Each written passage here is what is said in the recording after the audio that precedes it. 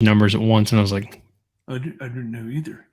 Yeah. And howdy, everyone. Happy Sabbath. Welcome to Word of Redeux, number 7. hello, Howdy, hello. Landon. Howdy, Colby. So, Okay. That I guess that means we're rolling. Howdy, Lynn. Howdy, Andrea. Howdy, Shawnette. Howdy, JT. And howdy, Ashley. Everybody else, when you come in, there's a howdy up here at the top for you. So, was that supposed to be a question, Ashley? Happy Sabbath day? Yeah. Happy Sabbath day. Okay. Today, Genesis 13, Genesis 14. If you want to read along with us, well, there's all kinds of places you can go. If you don't have an actual book, you can go to kingjamesbibleonline.org. You can go to blueletterbible.org, multiple translations. You can go to eSword, e-sword.net, multiple translations. You can go to biblehub.com, multiple translations. And I'm sure there's other resources you can use as well. So that, personally, I'm going to be doing King James, I think. And let's see. Let's get rolling. Shall we pray in, everybody? Sure thing. Okay. Father, thank you very much for bringing us together today to read your word and study, and most importantly, I believe, fellowship with one another. Just enjoying each other's company in your presence. We want to bless you today. We would ask for you to pour your spirit out on everybody here now and in the future, that they get the understanding of the message that you need us to have, and let them be a blessing to those around them as well.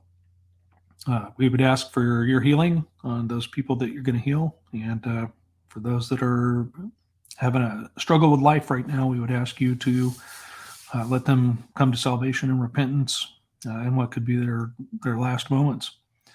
Bless you. We love you. In Jesus Yeshua's name, amen.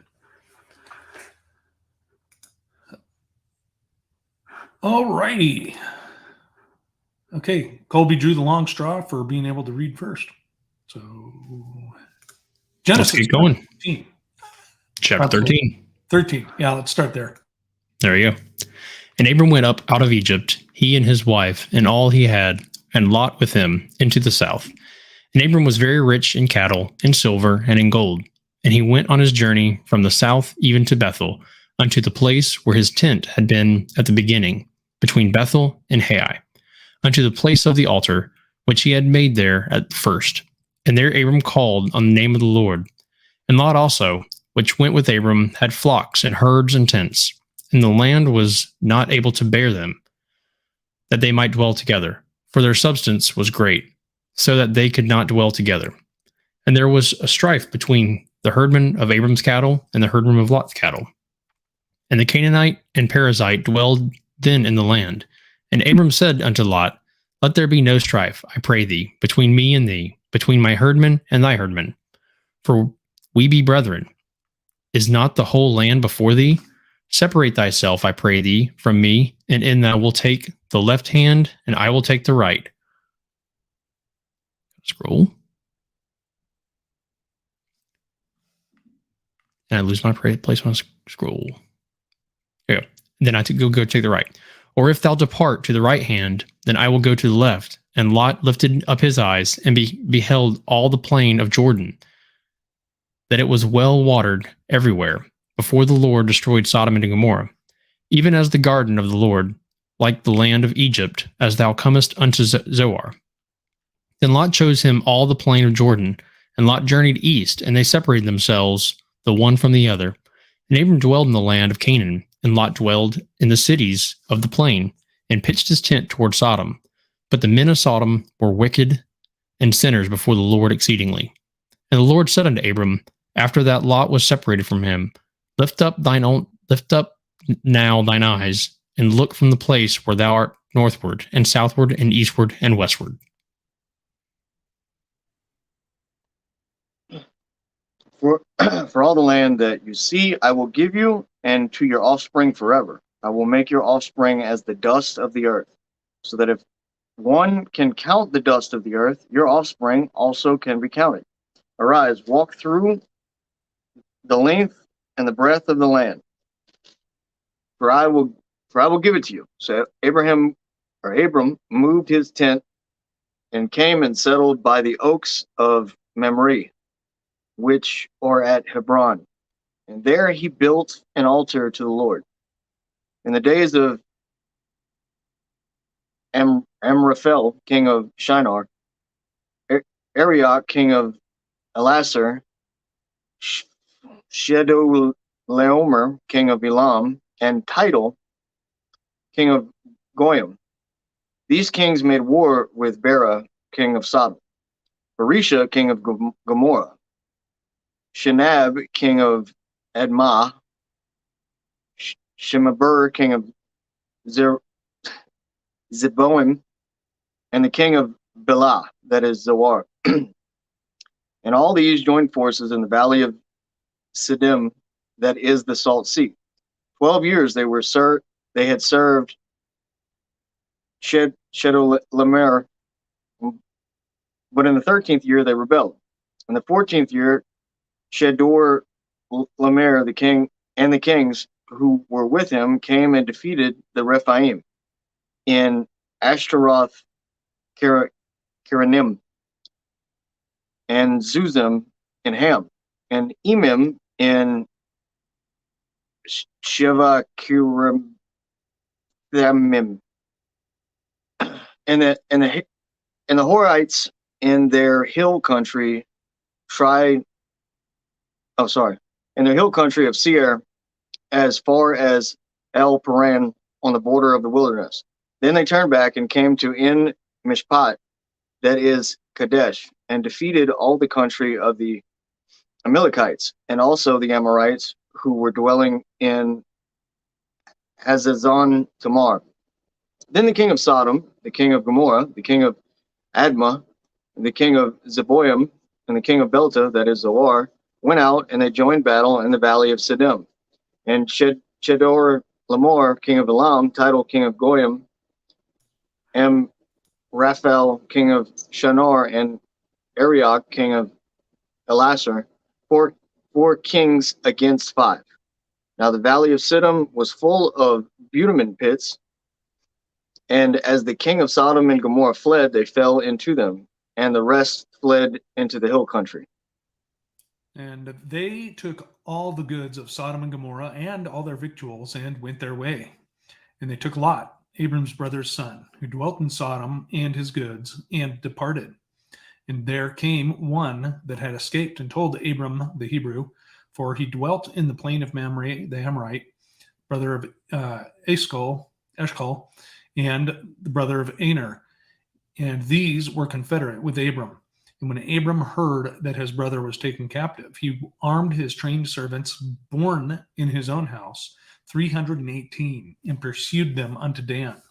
And he divided himself against them, and he and his servants, by night, and smote them, and pursued them unto Hobah, which is on the left hand of Damascus. And he brought back all the goods, and also brought again his brother Lot, and his goods, and the women also, and the people. And the king of Sodom went out to meet him after his return from the slaughter of Chedorlaomer, and the kings that were with him at the valley of Shaveh, which is the king's dale. And Melchizedek, king of Salem, brought forth bread and wine, and he was the priest of the Most High God. And he blessed him and said, Blessed be Abram of the Most High God, possessor of heaven and earth. And blessed be the Most High God, which hath delivered thine enemies into thy hand. And he gave him tithes of all. And the king of Sodom said unto Abram, Give me the persons, and take the goods to thyself. And Abram said to the king of Sodom, I have lifted up mine hand unto the Lord, the Most High God, the possessor of heaven and earth, that I will not take from a thread even to a shoe latchet, and that I will not take anything that is thine, lest thou shouldst say, I have made Abram rich, save only that which the young men have eaten, and the portion of the men which went with me, Aner, Eshcol, and Mamre. Let them take their portion. All right. Let's go rolling back to 13, shall we?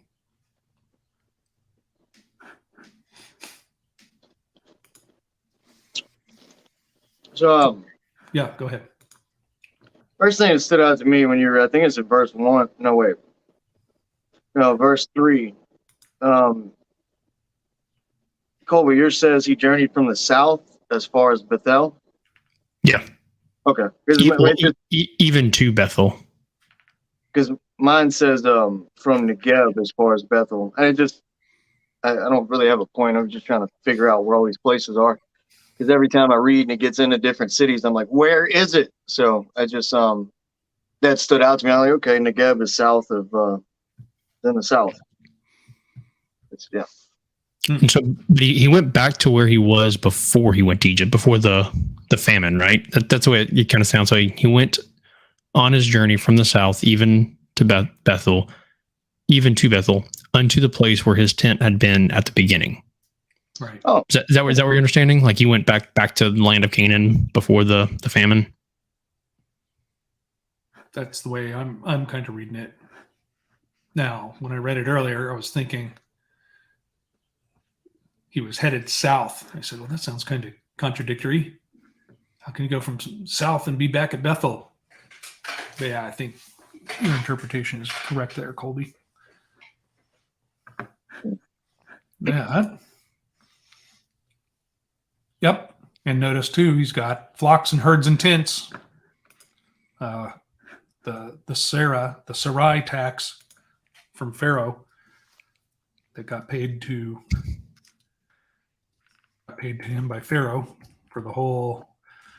Dude, what are you doing? Letting me take your wife into my house? Just take your stuff and go. Yeah, get out.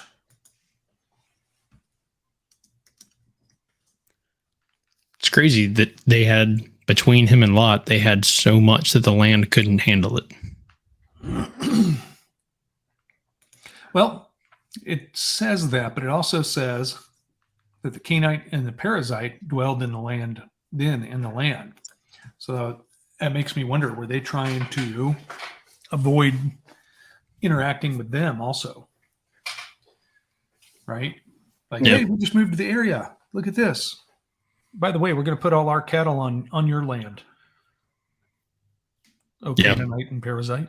They're also coming off a famine as well.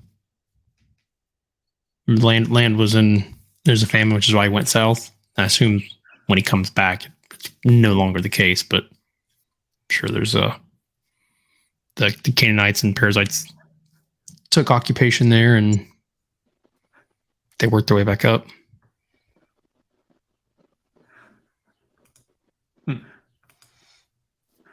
So quite interesting. All right. So he gives Lot the choice. Which what kind of beef did herdsmen have? The what? So what kind of beef did herdsmen have? Say beads? Fighting Beef? over Yeah. what kind of beef? Black Angus, man. No. I mean, like, what kind of drama? Like, it's just like, I don't know. I think it's Well, if they're trying to keep track of their own, like, this is my cattle, this is my sheep, and you got other herdsmen who are bringing theirs right around the same, I'm sure it's pretty difficult to kind of keep them all separated and keep track of them all. Right. Yeah. Certain cattle get other ones pregnant, and then it's like, yeah, I could say, okay, yeah. Also, like, you want your cattle to get the good grass. You don't want the other ones coming in there and taking the good stuff. So I'm sure there's bickering amongst that. Right. What? So let's see, verse 10. And Lot lifted up his eyes and beheld all the plain of Jordan, that it was well watered everywhere. before the Lord destroyed Sodom and Gomorrah, even as the garden of the Lord, like the land of Egypt, is come off out of Zoar unto Zoar. So he chose, in verse 11, the plain of Jordan, right? And Lot journeyed to the east. So they separated themselves from one another. Now it's interesting. It's almost like just thinking about Jesus, Yeshua, saying, as it was in the days of Lot, right? They builded, they planted. But wait, we don't really see that in the complaints or the list of sins against Sodom and Gomorrah. But there is a hint here that they had something going on. It was way green. Yeah.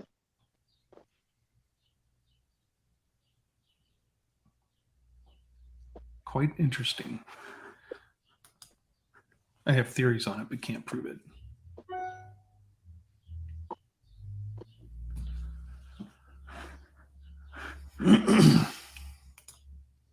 Yeah. I don't know.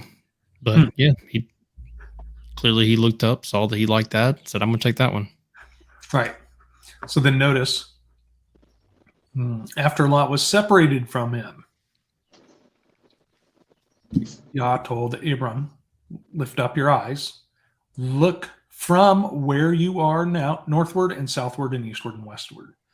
For all the land which you see, to you will I give it, into your seed forever. So was he in an area at that point where he could see Sodom and Gomorrah?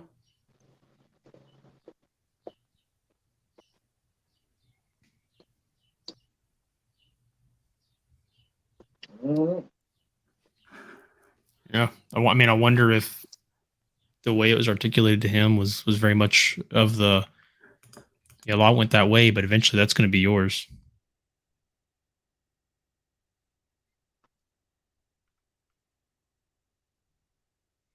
Because he tells him to look every direction. If Lot went one direction and the Lord still says, look north, south, east, and west.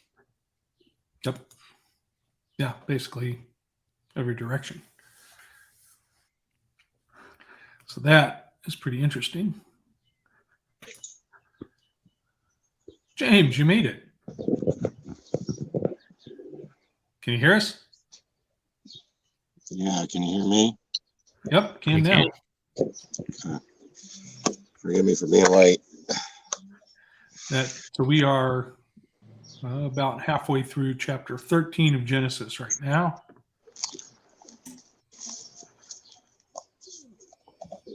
Okay, and he's basically reiterating to the end of the chapter, you're going to have more offspring than any man can number.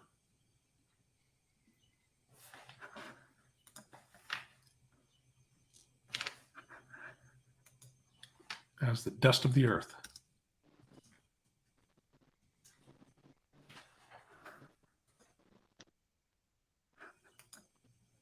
Anything else?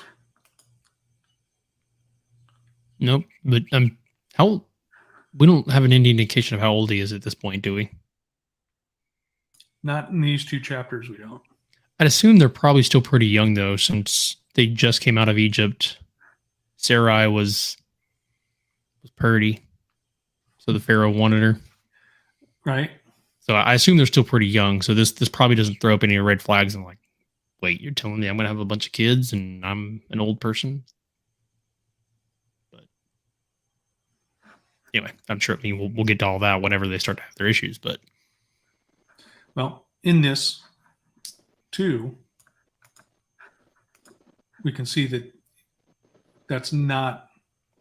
it's a chosen people, but it's not the chosen people, because those are definitely the people that make that claim are definitely numberable by man. So this is a messianic prophecy. This is a prophecy of Christ coming, and through him will all the families of the earth be blessed. right? But that's going to be Abraham's seed. So we got a hint, an indication of Messiah coming there.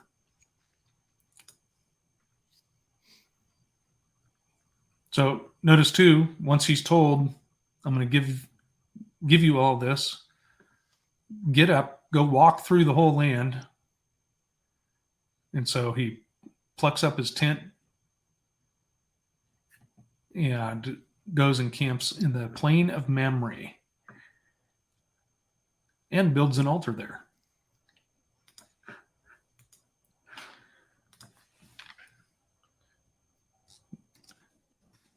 You can jump out at you.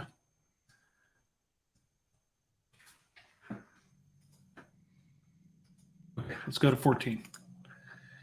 Chapter 14 of Genesis. His names were fun. The what? But these names were fun. Why do you think I wanted to read first? One time I didn't look at it before we read it. So I was wondering what their, I mean, that's a pretty large war. 12 years too. Like, I just wonder what their issue. Well, I'm not. Are you seeing it as 12 years of fighting? That's what I thought it. Oh, I'm seeing it as they had an alliance for 12 years. And then in the 13th year, they rebelled. Yes, they did. I'm sorry. Yeah. Okay. Yeah. And that,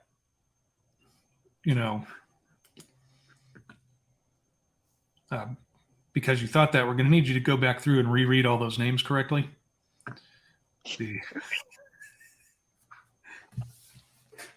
Pronounced in the original tongue. Yeah, it might be. Okay. And they fought the Rephaim. That's that's some sort of altered being, isn't it? In which part? Verse 5. Okay. 14th year, Chedorlaomer, and the kings who were with him came and defeated the Rephaim in Ashtaroth, Kinaram. Right. So that is Hebrew word 7497, Rapha, in the sense of invigorating, a giant. Yeah, that's what I thought. Yeah, it's a different kind of, yeah. But the Zuzim, I thought, were also, yeah, I need to just pull that up myself. Because I don't remember all their names off, or all the different categories, or even what they really mean, but they are they're categorized as different somehow. And I thought the Zuzim was also one of those, which me, I just find it interesting that they're fighting Nephilim.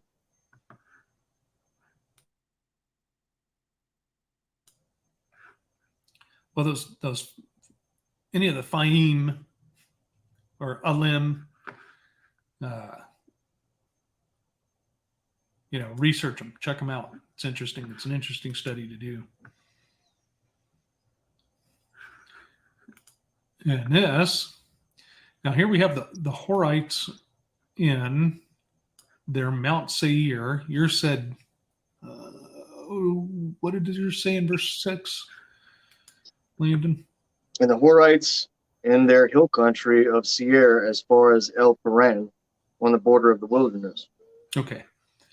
So now remember, isn't that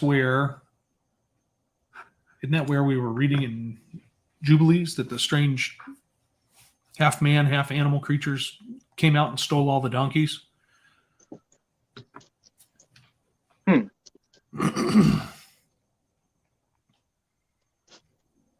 Maybe someone will post it in chat. And that is really good. So let's see here.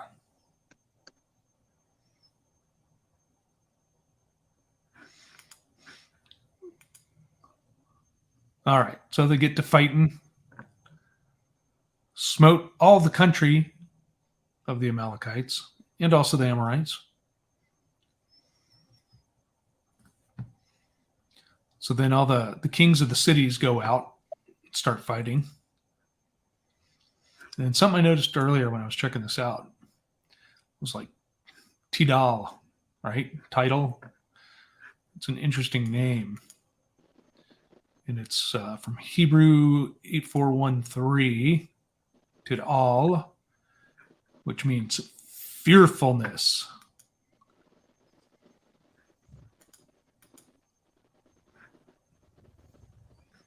So, interesting. Fearfulness, king of the nations.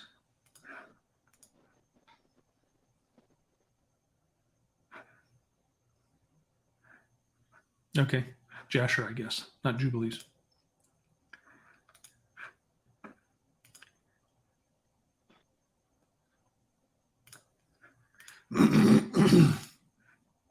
Excuse me. So they kidnap all these people, including Lot.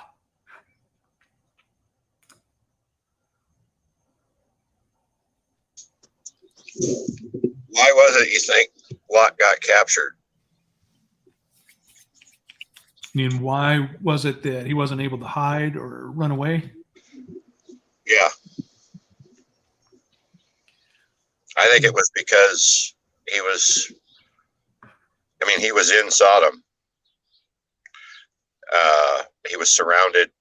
I think it was more important for him to chase prosperity and the things of the world than it was to escape it. That's interesting. That could be. Just a thought. Yep. And that's what he saw when he looked. Oh, look at how green and lush it is there. Easy livings if I take this side. And how much of us are like that? But eventually, we know. Spoiler alert, if you haven't been this far into scripture before. He's going to be told to get out right now. And he has to leave all that green and all that prosperity and all that security behind. So, question: What are the slime pits in verse 10? Landon, did you say slime pits or did you say something else? it said So- bitumen. Yeah, but human. Yep. It says tar pits. Okay, that would make Yep. more sense. So yeah, that's like if you've ever been to the La Brea tar pits over in California. Same thing. Gotcha. Makes sense. I just was trying to figure out what slime pit was. If it was like I don't know, quicksand. Yeah, it's interesting because if you look up the definition of bitumen, is what the Strong's says. It's says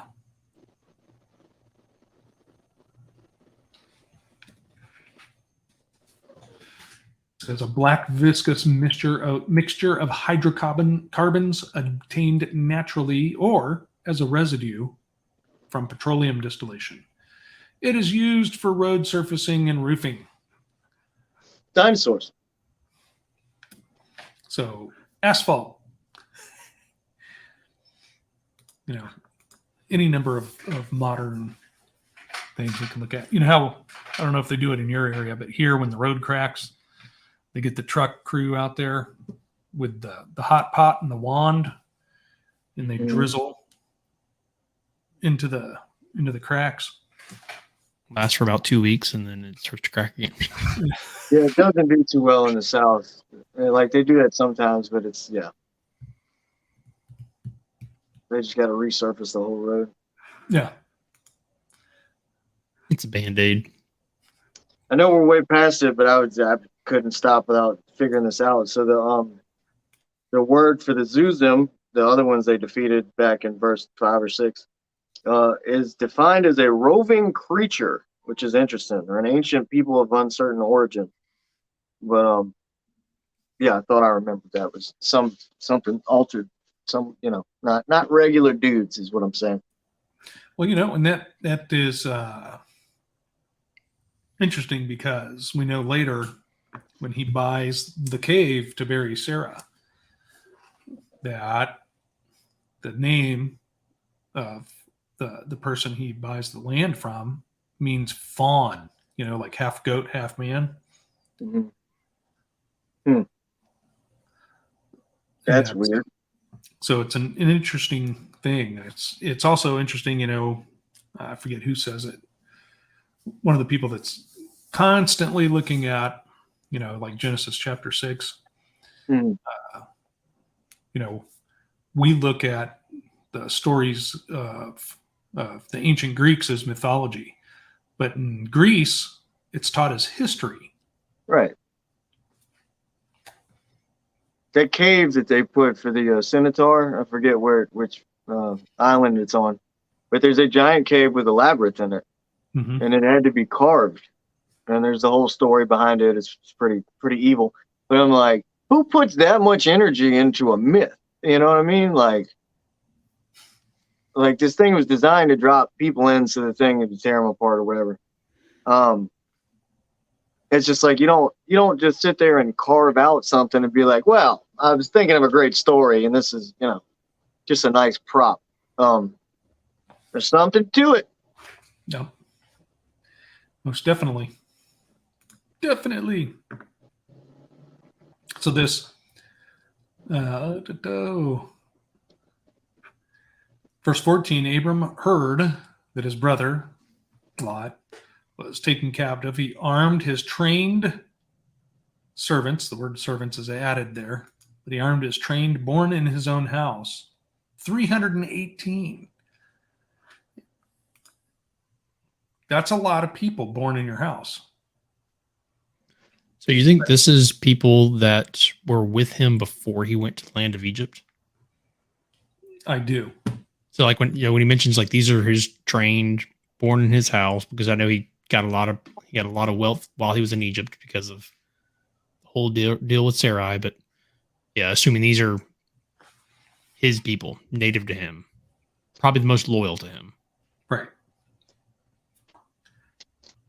Yep. Because remember when he went down to Egypt, it says he took everything, all his stuff with him. And then the other thing is, born in his house. Do we think that means like just his family's lineage? Because again, like if he's not like we don't know how old he is now, but if they would have been born in his house before, I don't know, while he had this, I guess his wealth, they'd have to be pretty young. Means he'd have to be a little older. I don't know why I'm stuck on the age thing. I'm just trying to figure out like kind of timelines of this type of stuff. It always interests me.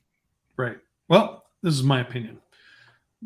Can't see it here, but I think he was blessed by God, by Yah, and people said, man, I want to work for this guy. He treats everybody fair. He gives them housing. He feeds them. He's not out there whipping them. And that. So I think it was probably easy, easy for him to hire people. And then, after a while, they're like family. I mean, he loved his neighbor. Right? He was chosen for a reason. Yeah. Selected for a reason. And, those people start having kids. And then they fall in love with the other people that had kids living under Abraham. And they get married. And then pretty soon, you got 318 men trained for war.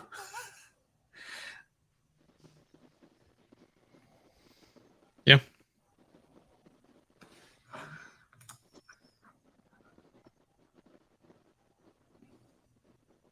Okay. So that interesting too in the next verse. Right? He divided himself against them. So he broke everybody into bands, small groups. And by night, he smote them. So remember, the convention at that time is, okay, we ride at dawn to go to war. And then we rest at night. And then we fight in the daytime again. Which is actually, that was the main convention until fairly recently in history. But I find that interesting. He was the first, first documented case of special forces, small groups using night vision. Right. Guerrilla warfare. Yeah, special warfare.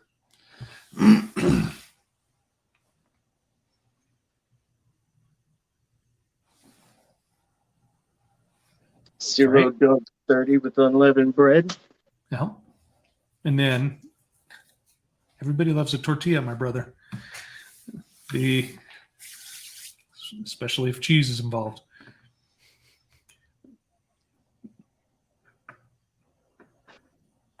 Don't get me started on tacos. Okay. Anyways, I think this is what we see here. He had the insight. And it's kind of interesting too, because you figure all these people, it's kind of like the people with Lot were urban and the people with Abram were rural. Well, rural people have to do things that they're used to doing things at night in the dark, right? You got to go get animals that are giving birth. You got to chase off wolves. You got to chase off other predators in the dark. So It's pretty bright out there once you adjust too. Yeah. Like, even on a quarter moon night, it's pretty bright.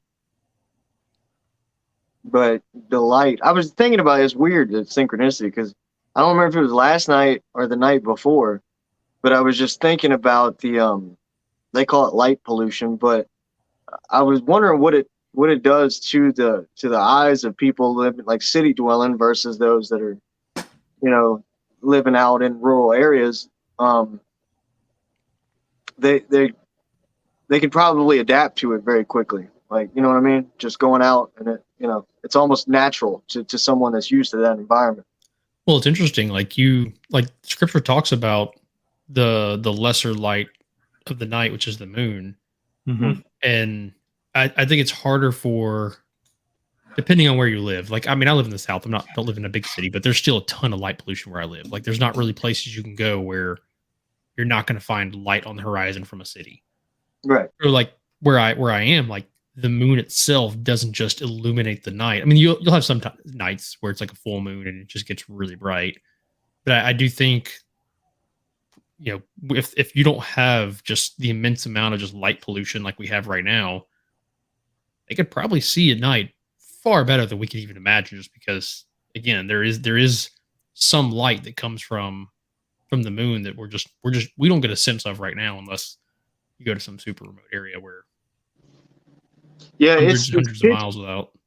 Sorry. Oh, go ahead. I was gonna say it is pitch black with an overcast, but like when Hurricane Ida hit, I mean, I was so obsessed with the stars because you could see the Milky Way so clearly, and there's no light whatsoever, and it's just the absence of that in a large area is like everything looks so scary the first night, like I said, because it was pitch black. There was still overcast from the storm, but like once all the clouds moved away, a day or two later, it was just so beautiful, and you could walk around like that. Everything had a nice blue hue to it, but you could see. Yeah, it is just really pretty.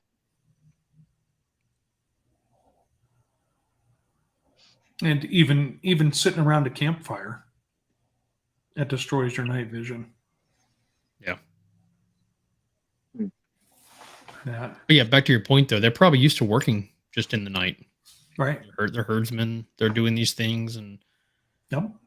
I mean, if you're a herdsman, you would rather use the light of the moon than like a torch, because the torch is only give you a very short amount of view. Where if you're having to keep track of all of your cattle, you probably adjust very well to that darkness, which probably gives them that edge. If they're going to go to battle at night, they're used to it. Yeah, I think so. So that, okay, anything else that you find in this? They go to the war, he wins, he rescues his brother Lot and all the women and all the people.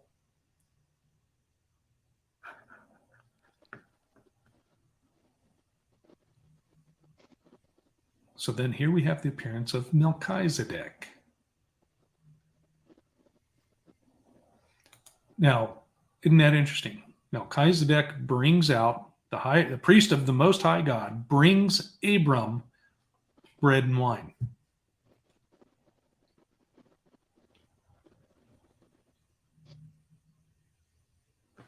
That's verse 18.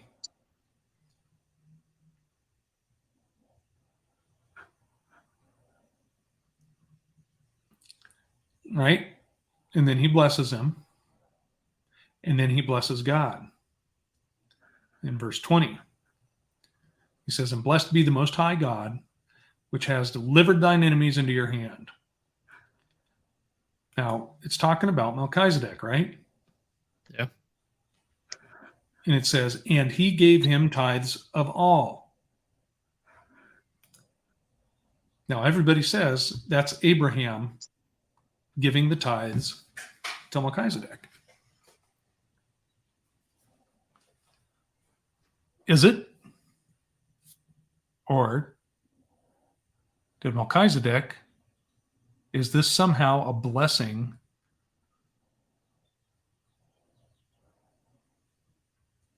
another blessing of the promise that's been given to Abram? Yeah, I mean, I read it as Melchizedek giving to Abram, but then Abram turns it away. Like he's and then Abram said unto the king of Sodom, I have lift up mine hand unto the Lord, the Most High God, possessor of heaven and earth, that I will not take a thread even. Right. So that's in the next verse. So isn't that kind of odd? So I read it, the Melchizedek, I cannot say that, is the one giving to Abram.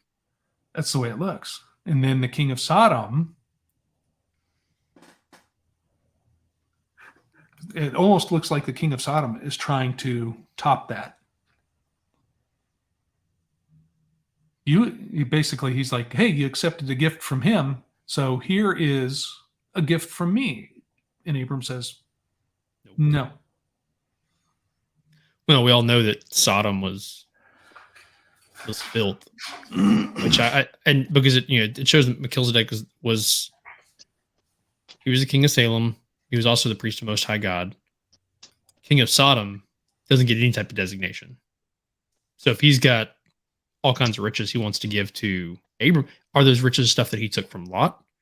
Are those riches he took from others? Because they took Lot and they took all of his things.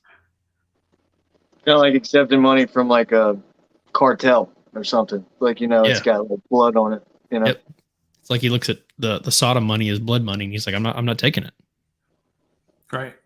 Well, then the other thing too, though, Melchizedek, okay, whether it's Jesus Yeshua here in a pre-incarnate state, or it's Melchizedek, a different person, that he says he's giving him a tenth of, what is it? Of all. He gave him tithes of all.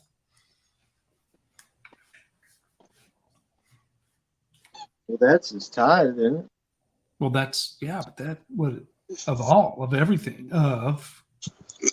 is that of all creation?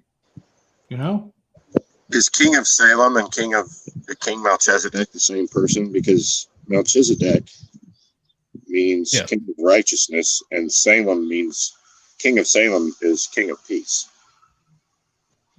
King of peace and righteousness. Yeah, they're the same. Right. Well, James tells us, we now have a high priest after the order of Melchizedek. Mm-hmm. taken out of priesthood, taken from the bloodline of Aaron and given to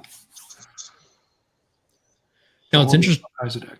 It's interesting. This is where my brain, like I tend to forget that God was there and communicated with others other than just the line of Abram. So Melchizedek clearly is not from the line of Abram, but he was a high priest of the Lord. He was a priest of the Most High God. So God did communicate to others. He did talk. He did bless others and pass others along. Now, obviously, in Scripture, like the line of Abram is the line that ultimately God's chosen people come from. But there are others throughout that God used and still honored God. So something I forget sometimes. Like we kind of keep a narrow focus on this lineage that kind of the Bible kind of talks through. But there are other branches where God's still part of. But I assume the law is still the same amongst them. It doesn't say one way or the other. I mean, his law is actually put into word through Moses, but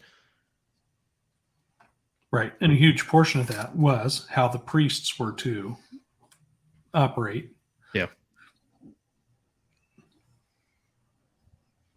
Because they were supposed to be a priestly nation.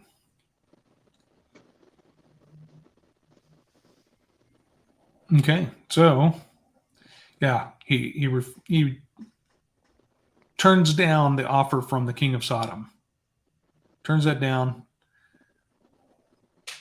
Says, "I'm not taking anything from you except what the men have eaten, and the portion of the men which went with me. They can take their portion." But Abram's not taking anything from him. He didn't lose anything, though. Remember? Yep. That the person that escaped ran to wherever Abram was, over in the plains of Mamre, and said, "Hey, this is what's going on. Oh, by the way, they got Lot."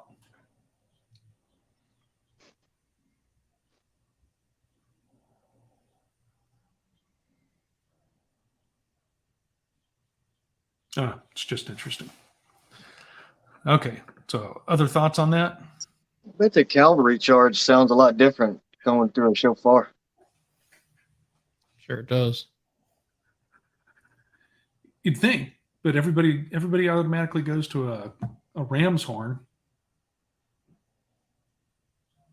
But the ram's horns are only mentioned for the Battle of Jericho. For everything else, they were told to use silver trumpets. Two silver trumpets. And we'll see about that in the near future. Okay, anything else on 13 and 14? All right, anything else?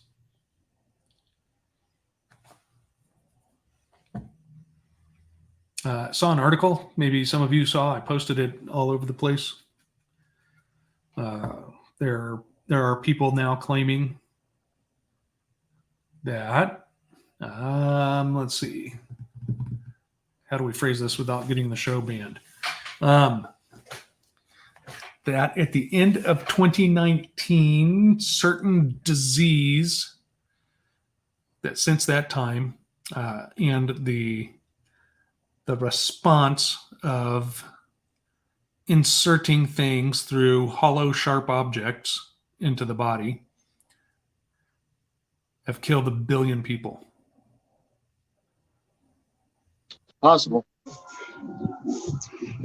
think that the actual perpetration had more to do with microwave sound waves, and we've been duped.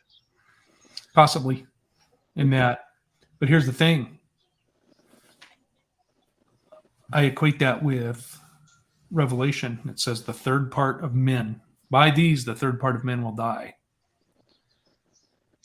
Yeah, I agree that whatever this was, it was meant, and possibly even, I mean, the death toll regardless of how it happened.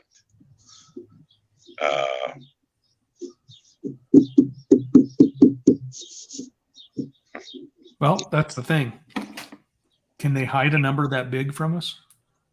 Well, it's not hidden though. It's a little bit easier to accept whenever you say, "Oh, this person died of a heart attack," or "This person, died of pneumonia." It's a little bit easier to hide in plain sight when the cause of death, but not the source. It's just like this is what killed him, but it's not necessarily the source. So as long as you get the people to focus on that, then. But I mean, dude, I've been saying it since back then. I'm like, literally every place is looking like $1,000 in stimulus is not enough to hold you for a month. I mean, maybe, but bare minimum is not enough. I couldn't do it on $1,000 a month. And they didn't give that but a few times. And I'm going around and I'm looking and I'm like, every single business is hiring, every single one. Where are all the people? It just all of a sudden was like that. It's gotten a little better, but it's still people don't want to work. And that's the common phrase. But I'm like, well, then what are they doing? Right. Well, it's like you just said a minute ago. It's like they say people died from this or people died from that, but they didn't die from the cause, right? This person died, they had a heart attack. This person died, they had cancer. Mm-hmm. But, what was the cause of those things? I was thinking about the other day, we're told that the sun causes cancer. Being in the sun causes cancer. But wait, it also helps your body process vitamin D, which fights cancer, right?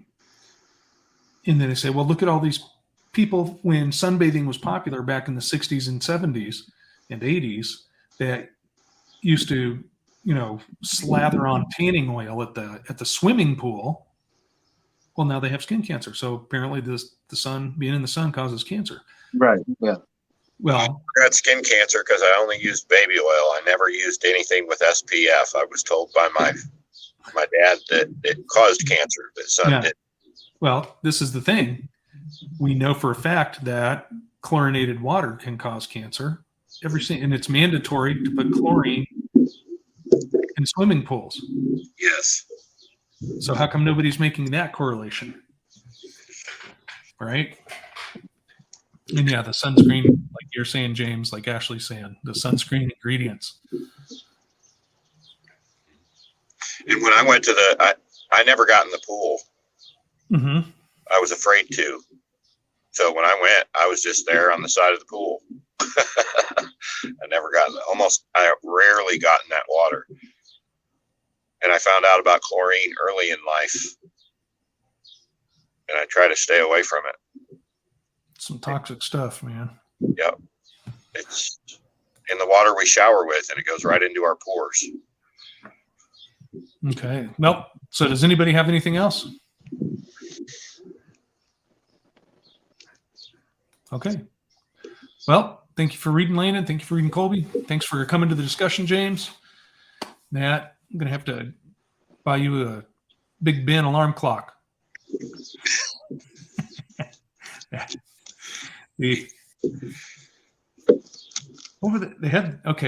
James is probably the only one old enough to remember. You had the big one called Big Ben.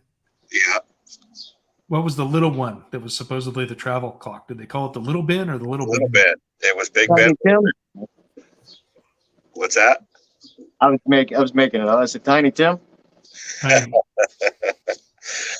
know when I first started driving truck, they had this one. It was, I can't remember what they called it, but when it went off, if the guy in the truck next to you had it, you could hear it in your truck, even if both your trucks were running.